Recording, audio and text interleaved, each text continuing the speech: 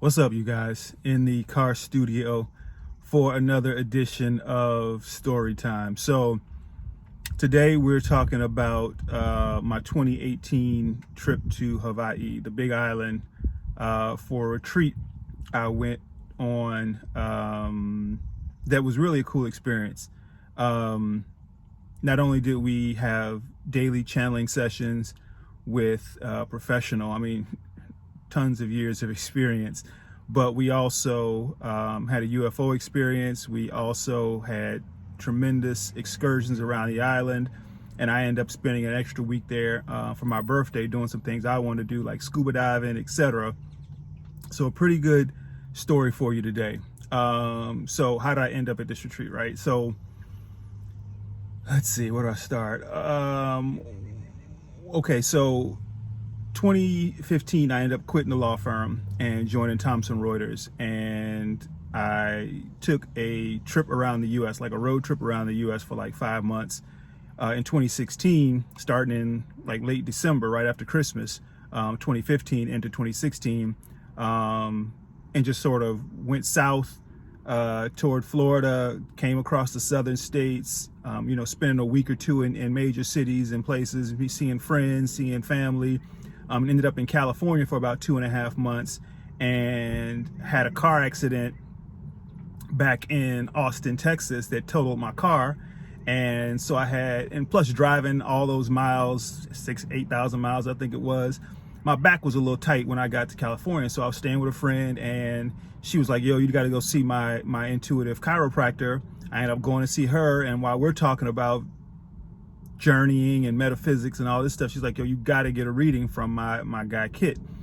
And I was like, whatever, I'm down. So she hooked me up with him. I went and got a reading, and he calls himself an astrologer, but he's a full-blown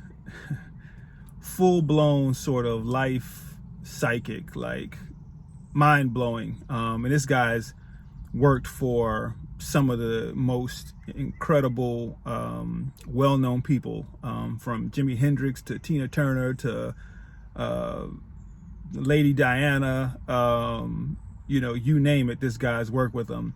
And he gave me an incredible gift that validated a lot of things that I had felt and experienced. And so from there, I sort of really took a deep dive. Once I got back to Chicago, I ended up going down to Peru, doing some plant medicine, and just taking this sort of intuitive, spiritual journey to see, where it might take me, because that was what was calling me, right? So when I got back to Chicago, I ended up hooking up with this place called Satnam Yoga. And it was actually funny. It was damn near across the street, literally on the same street, a block away. And I had driven past it for years and never knew that it offered as much as it did, right? I'm thinking yoga, I'm not interested in yoga, but it's not just a yoga studio. They have courses from people all over the world who come in and teach about all things metaphysics and esoteric sort of stuff. And I started looking over their coursework, and one specific course stood out to me, and it was a channeled meditation with Archangel Metatron. And for some reason, I was just really, really drawn to Archangel Metatron. I didn't know anything about him.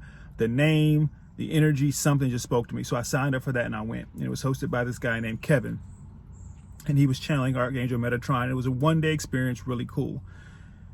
So that sort of got me really interested, and I started looking and researching more about Archangel Metatron, and it led me to a woman by the name of Nicole Bowdler, who I ended up finding some of her information, her profile on Instagram, and then she had YouTube videos of her doing channeling and of her sort of helping people, giving them guidance as she sort of stepping aside and letting Archangel Metatron come in and sort of take over her vessel and give this guidance, right? So really, really amazing talent she has. And so I ended up eventually, I think it was early 2018, getting a reading from her. And it was mind-blowing in many different ways. And she reached out to me a couple months later and was like, yo, we're having this retreat in Hawaii, and you might want to come. Let me know if you're interested. And the price was phenomenally affordable. And I was like, yeah, I've been to Hawaii before, but I've never been to Big Island. So it was a win-win. And it was my birthday week. It was going to be the week before my birthday. So I was like, of course, give myself a little gift, right? So I ended up going. to this retreat, and I didn't know anybody. I'd never met Nicole, but I met all these people. Some of them knew each other from a channeling course they had taken with Nicole before, and a woman named Layla was sort of the organizer of it all, and she had done some work down in Peru with some shaman and her own sort of spiritual journey. She's, you know, coming to sort of host these experiences to give other people an opportunity to engage in different things and find and access elements of themselves, as well as being a community where you sort of feel open to have these conversations about things that you've experienced. You know that you're not crazy, you know that you're having, and it's sort of a place where it's not taboo. It's just like, let's just talk about it and let's explore and see what happens, right? So, you know, we had a really cool house. I mean, the house was dope. We had our own house. It was on a couple acres right in Kona, like 2.5 blocks from the beach. And, you know, fruit trees. We had fresh fruit. We had a private chef. Shout out to Big Red. Really cool brother. Him and his wife were there on site, and they were preparing these phenomenal meals for us on a daily basis. And we were taking excursions to the Black Sand Beach, and we took excursions to the north side of the island, and really just had an amazing experience. And each day Nicole would do some channeling work where we would sort of explore, you know, what was being presented to us that day.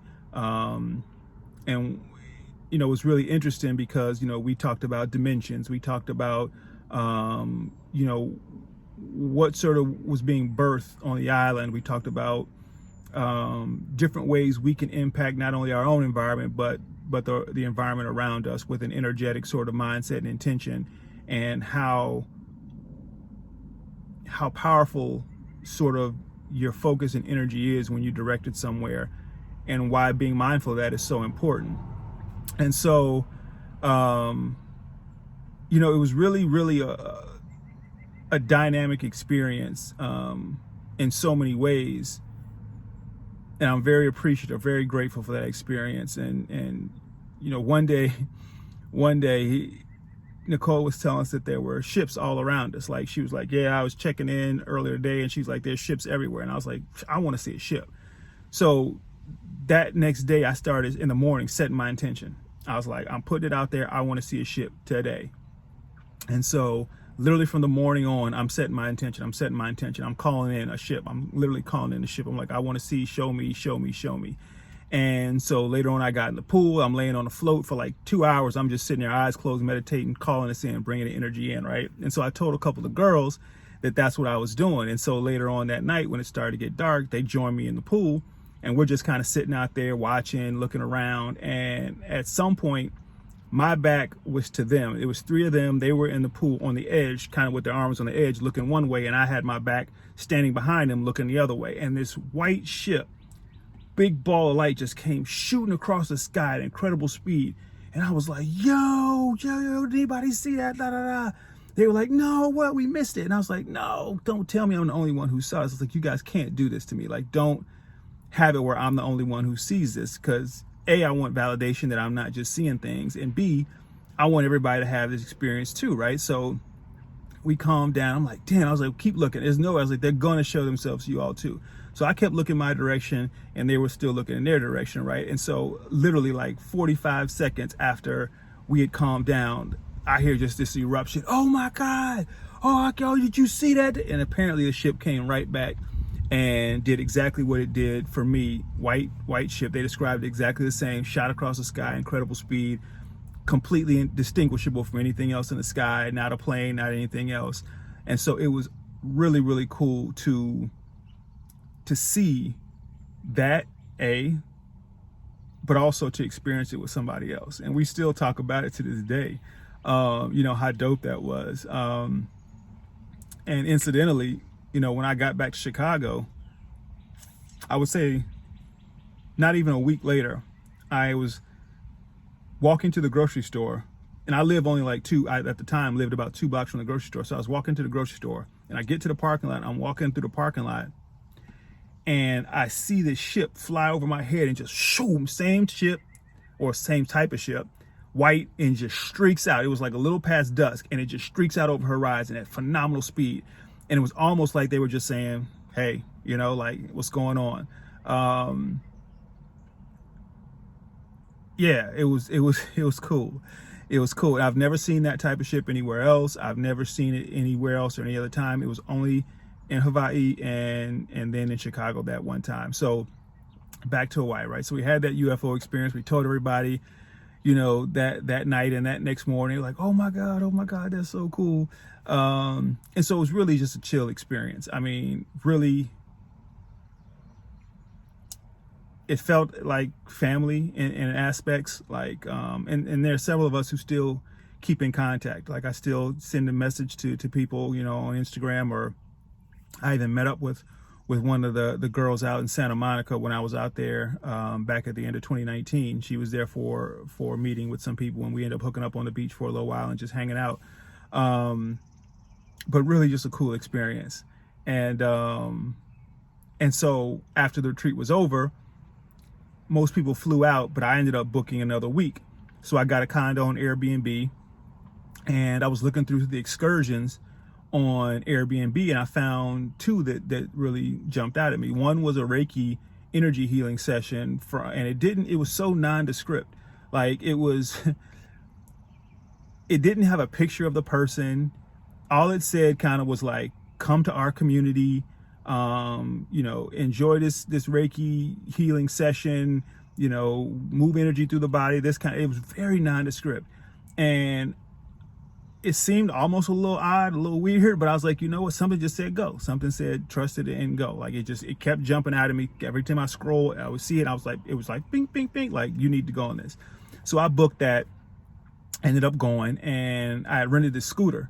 And I took this scooter all around the island, man. I was riding that thing like it was a motorcycle, all over 50 miles an hour on the highway. People passing me up and shit, but it was a good time. I got to all parts of the island on there. I didn't go all the way to Hilo. That's too far. But I was, you know, up and down the East Coast, or the West Coast rather, of Hawaii, going to beaches and stuff. And I went down there, took this like an hour and something ride to go get this Reiki session with Ayana. And she was real cool. Took me on a little walk around their property. I met all the little doggies. You know, they had a whole gang of dogs out there. And then she took me in and did the Reiki session, was moving energy through the body, maybe some phenomenal tea. And then told me about like the green crystal beach and gave me directions to that from there. So just a chill experience. And I'm still in contact with her. In her journey and everything. Phenomenal musician. She's just a real chill person. And the other experience was scuba diving. And, you know, if you want to get like a scuba license, and I've looked into getting my PADI certification, you have to, like, a 4 to 5 day thing. You know, like almost $1,000, and you start out in a pool, and then, you know, then they take you to open water, etc. Gradual thing. And I was like, I ain't got time for all that. Like, I want to be under the water in Hawaii, right? So I found this guy. He was on their excursion, and it's like a 5-hour experience. And so I drove out there to Captain Cook, and I sit down on a picnic bench with this guy, and he just starts pumping information into me. You know, this is what is going on. This is what we're gonna do. You know, he's asked me some questions like, you know, how well do I swim, and you know, how do I do in stressful situations? And I'm like, man, I'm chill. Like, I don't panic, you know, ever. He's like, okay, you know, he's like, everybody says that until they start panicking. I was like, trust me, dude, I'm good. So it was like an accelerated immersion experience, right? Kind of like when I went skydiving. You know, people go tandem. I was like, I don't want to do tandem. I want to jump by myself. I want to pull my own ripcord. I want to land myself, right? So they had this thing up in Wisconsin where you could do that, where, you know, you take like a 5-hour course and then you jump by yourself. And that's kind of just the way I like to do things, right? So the scuba experience was kind of the same thing. I'd never been in scuba gear before. I'd never dove in like open water, ocean before. And so he gets all this gear on me.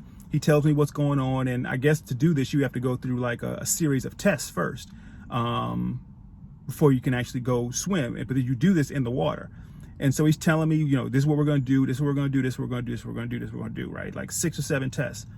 So he puts all this gear on me. He's like, okay, swim out. I'm coming behind you. We swim out to open water, and there's some people, and we get out. And then he's like, okay, we're about to go down. So then he's like, I'm going to take you a foot below the water to see how you react. And then if you're okay, we'll go all the way down to the bottom. So he takes me under, and I'm like, I'm fine. So that's the one thing he controlled, was the buoyancy. because it's kind of, you know, to regulate that while you're also doing all this. That's where you get like a full day training on. He's like, I'll control that when we need to change big elevations, but everything else you'll be doing. So he takes me under the water, and we literally go to the bottom of the ocean. I'm standing on the bottom of the ocean with this guy, and it's like 50 feet of water or something like that. And so first, I think we had to you had to take your respirator out, and then you had to put it back in and clear it of water. And then you had to take your respirator out and throw it over your shoulder. And then you had to take your arm, go behind, retrieve it, bring it back in, clear it. You had to fill your mask up with water and then clear that. So it's like you take a deep breath, you take your mask and you blow with your nose and you lift your mask up. And when you blow the water, it pushes the water out and the air bubbles come and you do that. So you had to do all these tests. Just to make sure you're not going to panic in a situation where if something happens, you can, recover, you're not panicking, and he's there, right? So he went through all these 5 or 6 tests. He's like, all right, thumbs up, like you're ready to go. And obviously he's not saying this to me because we're underwater with respirators on, but he's giving me a thumbs up. He's got this little chalkboard he can write on and stuff. And so we start going, and we're diving, and he's in front. And then every so often he would look back, and I'd have to give him the thumbs up if I'm okay. And it was so cool, man. Like diving down, it was like really rocky. There were caves, and he would go in there and shine his light and be some eel or something, or some big ass fish. We saw turtles and all sorts of stuff. So swimming, and we were under there for I'd say like an hour and something, and maybe even a little longer. And it was just a really, really, really cool experience. And I did that on my birthday. It was on my birthday, so that was the other gift to myself. So overall, man, it was just, that was a really cool trip. And I've since, been in communication with a lot of those people that I went on that retreat with. And so I'll say this. So interestingly, I've had experiences, and I didn't understand the dimensionality, right? So one of the things Archangel Metatron said about the dimensions was there are multiple dimensions that are here on Earth that exist that we just can't see, right? And he was like even the dinosaurs, he said, are still here on Earth. We just can't see them. They're in another dimension. And I didn't quite understand what he meant, but what I've come to appreciate now, based on some experiences I've had, is that when anything dies, it doesn't die. It goes to another dimension. It changes energetic form. So here's an example. Some of you may know I used to have a cat named Cat. It was a stray cat that came by my grandmother's house one time, and he just sort of befriended the family. And then one day I was coming to my grandma's house because I stored my motorcycle over there during the summer and I was going to work. And he came out from the side of the garage and laid down in front of my motorcycle when I was getting ready to leave. And he looked sick. And the first day I was like, damn, dude, you look fucked up, but I'm gonna be late for work. I gotta go. So the next day, came back, put the motorcycle in the garage, didn't see him. Next day, I wanted to ride again. So I came back. He's there. He limps out again, lays in front of the motorcycle. I'm like, all right, dude, I can't, all right, you're not my cat, but I got to help you out. So I scooped him up in a towel. He was leaking fluids out his ass. It was nasty. So I scooped him up, took him to the vet. And the vet kept him for a week. He was he'd been dead another 8 hours. He was bad. I had to give him antibiotics through a little syringe thing in his mouth, liquefied for a week and a half, and really just bring this guy back to life, right? So we ended up being the family cat for a while, and he was living with me for a while. And anyway, long story short is, I think it was 2018 or early 2019, he passed away right before I was taking a big trip to leave the country for a while. And I buried him in the backyard, came back after 4 or 5 months.